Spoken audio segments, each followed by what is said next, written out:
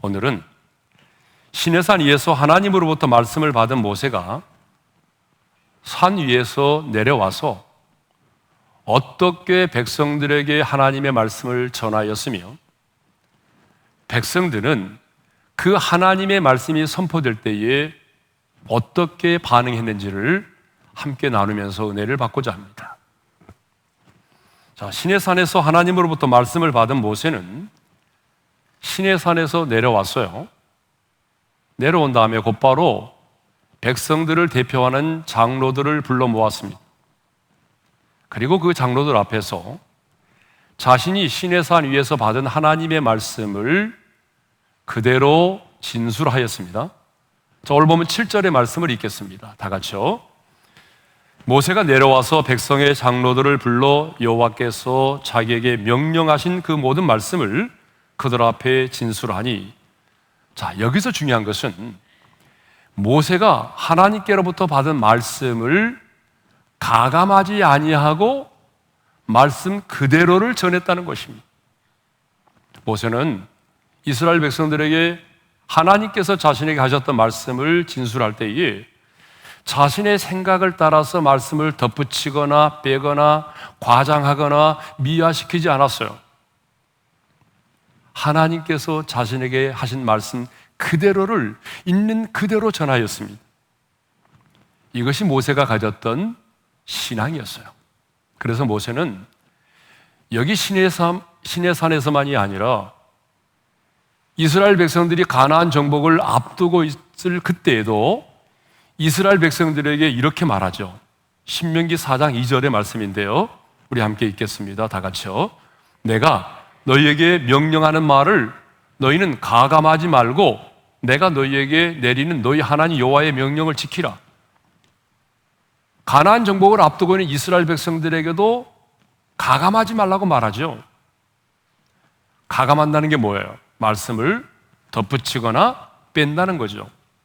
그러면 왜 우리는 하나님의 말씀을 가감해서는 안 될까요? 그것은요, 하나님께서 하나님의 말씀을 가감하는 자들에 대해서 엄중한 경고를 하고 계시기 때문입니다. 잠언 30장 6절의 말씀을 함께 읽겠습니다. 다 같이요. 너는 그의 말씀에 더하지 말라. 그가 너를 책망하시겠고 너는 거짓말하는 자가 될까 두려우니라. 하나님의 말씀을 어떻게 하라고요? 더하지 말라는 거예요. 하나님의 말씀에. 왜요? 하나님이 그 사람을 책망하실 것이고 그는 거짓말하는 자가 될 것이기 때문이라는 거죠.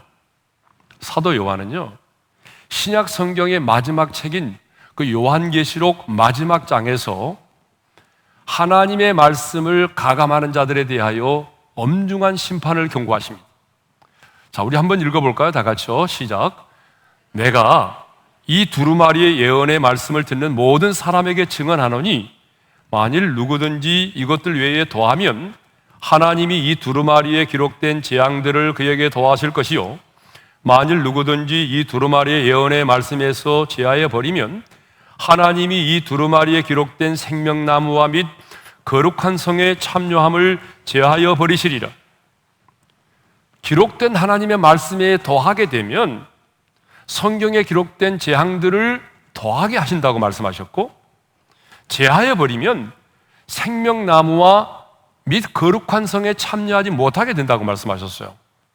아주 무서운 말씀이죠. 이 무슨 말이죠? 바로 구원을 받을 수 없다는 얘기예요. 자, 이렇게 성경은 하나님의 말씀에 대해서 가감하지 말 것을 요구하고 있는데요, 그런데 성령의 감동으로 기록된 하나님의 말씀을 아주 우습게 여기는 사람들이 있어요. 그래서 자신의 사상과 이념을 따라서 하나님의 말씀을 가감하고 또 자신의 이념을 따라서 하나님의 말씀을 바꾸고 변질시키는, 속이는 사람들이 있어요. 아니, 어떤 사람들은요, 성경을 읽다가도 이해가 되지 않는 말씀들이 있죠. 물론 저도 이해가 되지 않는 말씀들이 있거든요, 목사지만. 그런데 이해되지 않는 말씀을 억지로 풀고 해석하다가 이단에 빠진 사람들이 있어요. 여러분, 성경을 읽다가요, 이해가 되지 않는 말씀이 나오죠. 그러면 성령님께 일단 물으세요. 그리고 이해되지 않으면 그냥 지나가세요.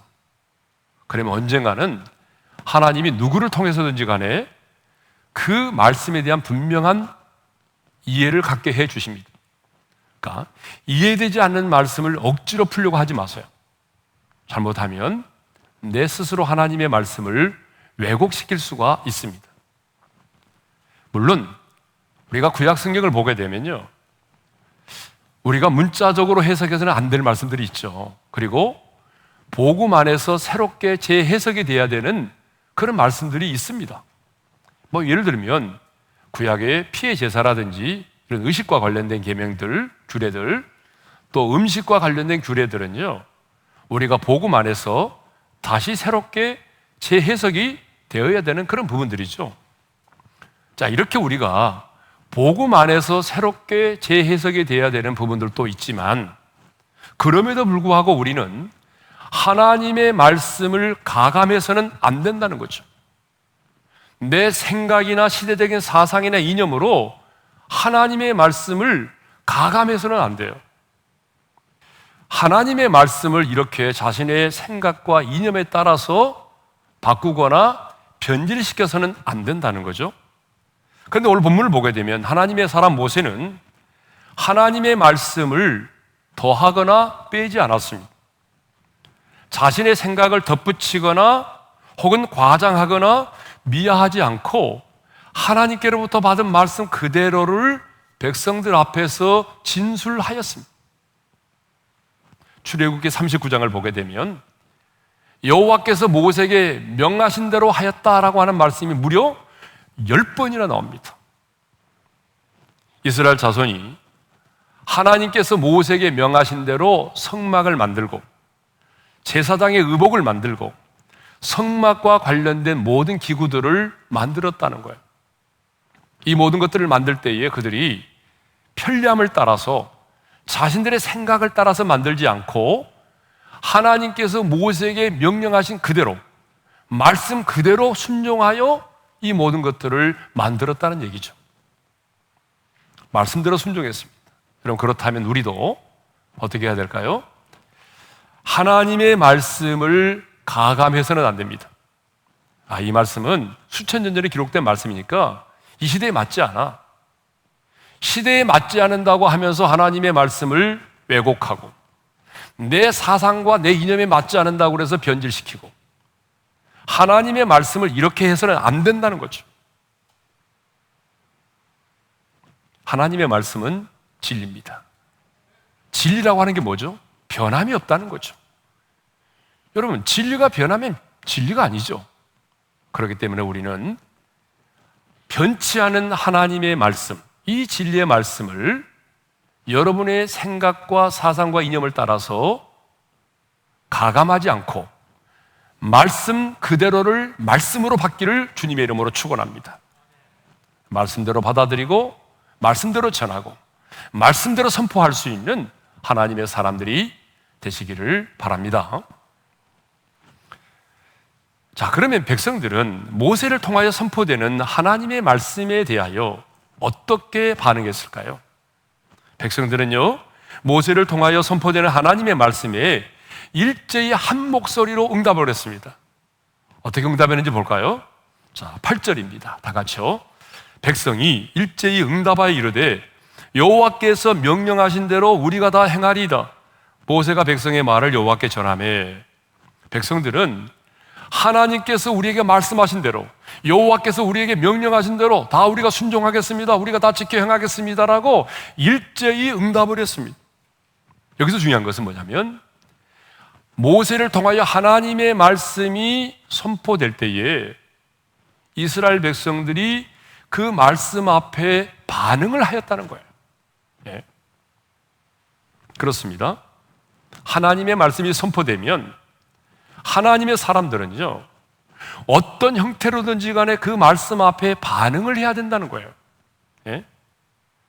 느헤미야 8장을 보게 되면요, 에스라가 하나님의 말씀의 책을 딱 펼 때에, 옛날에는 두루마리 성경이니까 말씀의 책을 펼 때에 수문학 광장에 모여있던 이스라엘 백성들은 어떻게 반응한 줄 아세요? 일어섰습니다. 느헤미야 8장 5절의 말씀을 읽겠습니다. 다 같이요. 에스라가 모든 백성 위에 서서 그들 목전에 책을 펴니 책을 펼 때에 모든 백성이 일어서니라. 일어섰다는 것은 하나님의 말씀에 대한 경외심을 말하죠. 그 다음에는 어떻게 한지 아세요? 에스라가 위대하신 하나님의 여호와를 송축하며 수문화 광장에 있던 모든 백성들의 손을 들고 아멘 아멘 하고 응답하고 몸을 굽혀 얼굴을 땅에 대고 경배했대요. 느헤미야 8장 6절의 말씀을 읽겠습니다. 다 같이요. 에스라가 위대하신 하나님 여호와를 송축하며 모든 백성의 손을 들고 아멘 아멘 하고 응답하고 몸을 굽혀 얼굴을 땅에 대고 여호와께 경배하니라. 그리고 8장 9절을 보게 되면 율법을 낭독하고 깨닫게 되니 백성들이 다 울었다라고 기록하고 있어요. 자, 8장 9절을 읽겠습니다. 백성이 율법의 말씀을 듣고 다 우는지라. 이렇게 수문 앞 광장에 모여있던 이스라엘 백성들은 하나님의 말씀 앞에 반응을 하였다는 거죠. 오늘 본문도 보게 되면 이스라엘 백성들은 모세를 향하여 선포되는 하나님의 말씀 앞에 반응을 했습니다. 여호와께서 명령하신 대로 우리가 다 행하리이다. 그렇습니다. 하나님의 사람들은요, 하나님의 말씀이 선포되면 어떤 형태로든지 간에 말씀 앞에 반응을 보여야 된다는 거죠. 아멘으로 화답을 하든지 찔림을 받아서 회개의 눈물을 흘리든지 아니면은 내가 말씀대로 살아가겠습니다 하고 순종을 결단하든지 말씀 앞에 내가 반응을 보여야 된다는 거죠. 여러분, 사람과 사람과의 관계도 마찬가지 아니에요? 내가 누구와 앉아서 말을 하는데 내 말에 누구도 반응하지 않아요. 기분 나쁘죠? 여러분들 자녀들을 모아놓고 얘기하는데 내가 열심히 말하는데 자녀들은 못 들은 채요.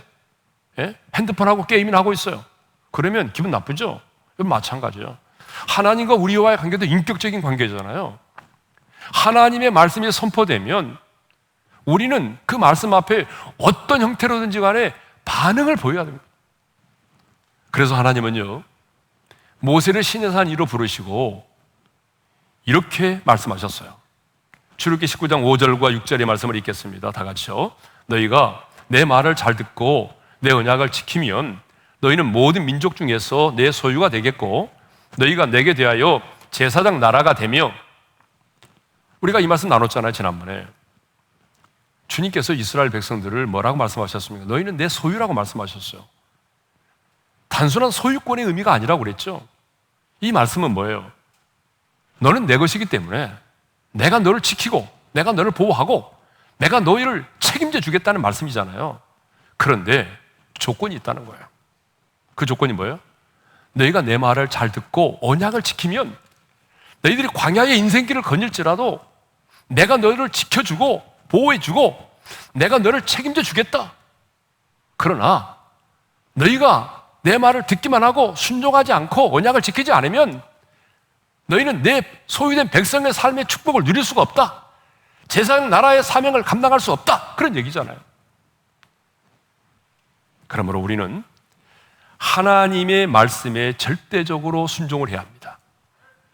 온전히 순종을 해야 돼요. 그런데요, 저도 그렇지만 아마 여러분도 그럴 거예요. 하나님의 말씀 앞에 이 절대적으로 온전하게 순종한다는 게요, 결코 쉬운 일이 아닙니다. 말은 쉬워요. 그런데 우리의 삶의 현장에서 어떤 갈림길에서 내가 내 생각을 내려놓고 내 안에 있는 욕심을 십자가에 못 박고 하나님의 말씀 앞에 절대적으로 온전하게 순종한다는 게 이게 진짜로 쉬운 일이 아닙니다.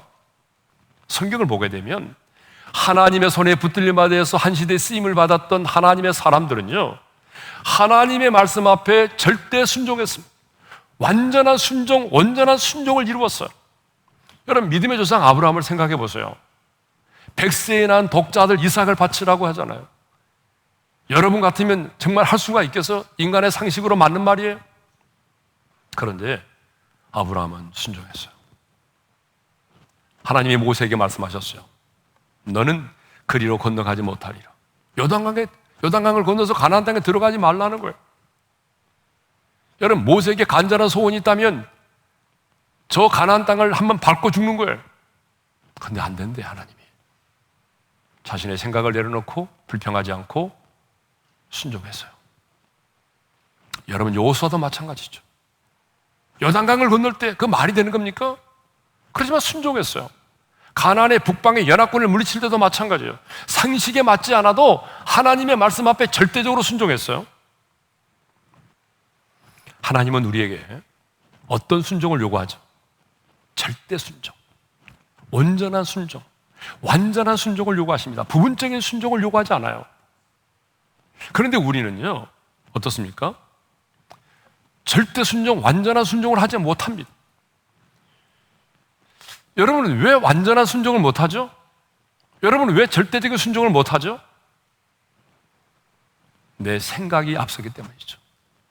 하나님의 생각보다는 내 생각이 앞서기 때문이죠. 내 판단이 옳다고 생각하기 때문이죠. 아니, 내 안에는 그 많은 욕심 때문이죠. 그런데요, 그것은 진짜 이유가 아닙니다. 진짜 이유가 있어요. 여러분들이 하나님의 말씀 앞에 순종하지 못하는 진짜 이유는 내가 하나님을 온전히 신뢰하지 못하기 때문입니다. 내가 그 하나님을 온전히 신뢰하지 못하기 때문에 내 생각이 앞서고 내 판단이 옳다고 생각하고 내 안에는 욕심대로 행하는 것입니다. 그렇기 때문에 중요한 것은 늘 우리가 날마다 말씀을 묵상하고 훈련하면서 하나님을 신뢰하는 믿음을 키워야 돼요. 어떤 상황 속에서도 내가 하나님을 믿고 의지하고 신뢰할 수 있는 우리의 믿음을 훈련해야 됩니다. 그래야 내가 어떤 상황 속에서도 사람을 의지하지 않고 하나님을 의지하고 하나님을 신뢰할 수 있는 겁니다. 이제 마지막으로 왜 하나님께서 빽빽한 구름 속에서 모세에게 말씀하셨는지를 생각해 보도록 하겠습니다. 우리 9절 상반절의 말씀을 읽겠습니다. 다 같이요. 여호와께서 모세에게 이르시되 내가 빽빽한 구름 가운데서 내게 임함은. 자, 하나님께서요, 하나님이 영이시잖아요. 그러니까 눈에 보이지 않죠.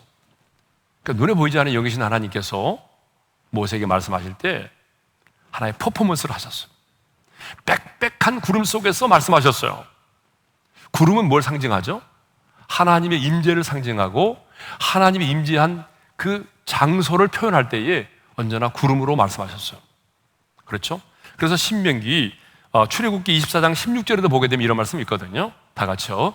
여호와의 영광이 시내 산 위에 머무르고 구름이 엿새 동안 산을 가리더니 일곱째 날에 여호와께서 구름 가운데서 모세를 부르시니라. 자, 이렇게 구름은요, 하나님 임재를 상징하잖아요. 그래서 우리 예수님도 하늘로 승천하실 때 구름 타고 가셨고 다시 구름 타고 오신다고 그랬잖아요. 하나님의 임재를 상징합니다. 그런데 하나님께서 모세에게 말씀하실 때 빽빽한 구름 가운데서 말씀하셨어요. 그리고 왜 하나님께서 이렇게 빽빽한 구름 가운데서 말씀하시는지 그 이유를 하나님 스스로가 말씀하고 계세요. 내가 왜 이렇게 빽빽한 구름 가운데서 너에게 말하는지 아니? 이런 얘기죠. 자, 우리 9절 하반절의 말씀을 읽겠습니다. 다 같이요. 내가 너와 말하는 것을 백성들이 듣게 하며 또한 너를 영영히 믿게 하려 함이니라. 아, 여러분, 하나님께서 빽빽한 구름 속에서 모세와 친히 말씀하시는 것을 이스라엘 백성들이 듣도록 하게 함이라는 거예요. 빽빽한 구름이니까 보기도 했겠죠? 빽빽한 구름 속에서 하나님께서 친히 모세와 말씀하시는 것을 이스라엘 백성들이 보고 듣게 하여 이는, 그 다음에 말씀하죠, 너를 영영히 믿게 하려 함이라. 지도자인 너를 백성들이 믿고 신뢰할 수 있도록 하기 위해서라는 거예요. 저는 이 말씀을 묵상하면서 깨달은 게 있어요. 그게 뭐냐 그러면, 하나님은 지도자의 영적인 권위를 굉장히 중요하게 여기신다는 거예요. 하나님은요, 지도자인 모세가 백성들 앞에서 영적인 권위를 갖도록 하기 위해서 그런 가시적인 구름을 동원하면서까지 말씀을 하신 거예요. 그 이스라엘 백성들이 어떤 생각을 갖도록 만들었냐 그러면, 아, 우리의 지도자인 모세는 하나님이 친히 세우신 지도자이구나, 하나님이 함께 하시는 하나님의 사람이로구나, 하나님께서 친히 임재하셔서 친히 명령하시고 친히 말씀하실 만큼 우리의 지도자인 모세는 하나님과 친밀한 사람이로구나, 이런 생각을 갖도록 만들었다는 거죠. 이것을 보게 되면 하나님은요, 지도자의 영적인 권위를 아주 중요하게 여기십니다. 여러분, 우리가 성경을 쭉 보면은 모든 맥락이 그렇습니다. 하나님은요, 당신이 세운 지도자의 영적인 권위를 너무나 중요하게 다루세요. 왜 그럴까요? 지도자에게 영적인 권위가 없다면 지도자로서의 사명을 감당할 수가 없어요. 여러분, 한번 생각해 보세요. 앞으로 모세는요, 하나님께서 주신 율법과 규례들을 하나님으로부터 받아가지고 말씀할 거잖아요. 하나님은 모세를 통해서 많은 율법과 규례들을 말씀하실 것이고, 성막과 관련된 많은 것들에 대해서도 말씀하실 터인데, 그런데 백성들이 지도자인 모세를 신뢰할 수 없다고 한다면 그들은 모세를 통하여 선포되는 말씀을 하나님의 말씀이라고 믿지 않을 수도 있잖아요. 그들이 모세를 통하여 선포되는 하나님의 말씀을 하나님이 우리에게 주시는 말씀으로 받으려면 뭐가 필요한 거죠? 영적인 신뢰가 있어야 되는 거예요. 영적인 지도자로서의 권위가 있어야만 가능한 거죠. 네? 그렇기 때문에 여러분, 이 영적인 지도자에게는요, 영적인 권위가 필요합니다. 그러면 영적인 권위는 어떻게 주어질까요? 목에다 힘을 준다고 해서, 큰 교회를 섬긴다고 해서 영적인 권위가 주어집니까? 아닙니다, 여러분. 좋은 차를 타고 다닌다고 해서 영적인 권위가 생기는 거 아닙니다. 스펙이 화려하다고 해서 영적인 권위가 생깁니까? 아닙니다. 여러분, 영적인 권위는요, 하나님과의 친밀함이 있습니다. 내가 얼마나 하나님과 친밀한 관계에 있느냐, 내가 얼마나 하나님을 가까이 하고 있느냐, 내가 얼마나 하나님의 손에 붙들림만 되어서 쓰임받고 있느냐, 여러분, 이것이 그건 뭐예요? 그 사람의 영적인 권위를 말하는 거예요. 그러므로 우리는 한국교회를 위해서 기도할 때에 저를 포함해서 한국교회의 영적인 지도자들을 위해서 기도해야 됩니다. 그만 정치 좀 하지 말고, 정치 좀 하지 말고 하나님과 친밀한 관계 속에서 하나님의 음성을 듣고 하나님께서 책임져 주시고, 그래서 그 입에서 나오는 말 한마디 한마디가 땅에 떨어지지 않고 하나님이 그의 인생을 책임져 주실 만큼 영적인 권위를 갖는 한국교회 지도자들이 될 수 있도록 여러분 기도해 주시기를 바랍니다. 저에게도 영적인 권위가 더 필요하죠. 영적인 권위를 가질 수 있도록, 하나님과 친밀한 속에 있을 수 있도록, 성령의 음성에 예민하게 반응할 수 있도록 여러분 늘 지도자를 위해서 기도해 주셔야 됩니다. 그리고 성도인 여러분들도 영적인 지도자의 권위를 인정하고 영적인 지도자의 권위를 순종하고 따를 수 있는 성숙한 하나님의 사람들이 될 수 있기를 바랍니다. 모세는 하나님께서 주신 말씀을 가감하지 않고 그대로 전했고, 백성들은 그 말씀을 믿음으로, 그 선포되는 말씀 앞에 믿음으로 반응하였습니다. 저는 우리 오륜의 모든 성도들이, 이 말씀을 듣는 모든 성도들이 하나님의 말씀을 가감하지 않고 그리고 선포되는 그 말씀 앞에 믿음으로 반응해서 말씀대로 이루어지는, 말씀이 말씀되는 놀라운 기적이 여러분의 삶의 현장 가운데 일어나기를 주의 이름으로 축원합니다.